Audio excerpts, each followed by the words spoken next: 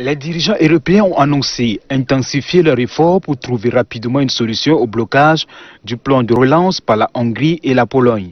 La chancelière allemande Angela Merkel déclare vouloir explorer toutes les options possibles et continuer les discussions pour arriver à un accord. Ces deux pays bloquent le budget de l'Union européenne en s'opposant à un mécanisme permettant de priver de fonds européens les pays accusés de violer l'état de droit.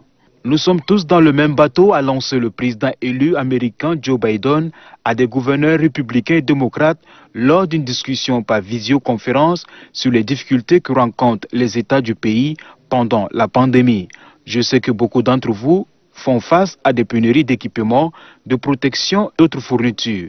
Vous avez besoin d'aide et je veux que vous sachiez que je serai votre partenaire à la Maison-Blanche. Des membres de l'armée de l'air de Honduras aident des personnes piégées dans des inondations à évacuer après que le fleuve Chamélécon a débordé suite au passage de la tempête tropicale Iota qui a fait au moins 38 morts en Amérique centrale.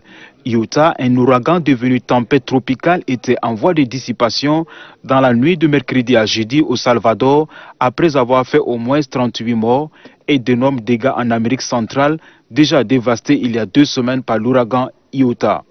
Le secrétaire d'État américain Mike Pompeo devient le premier diplomate américain de haut niveau à se rendre sur le plateau du Golan, occupé par Israël après une première étape inédite dans une colonie juive de Cisjordanie.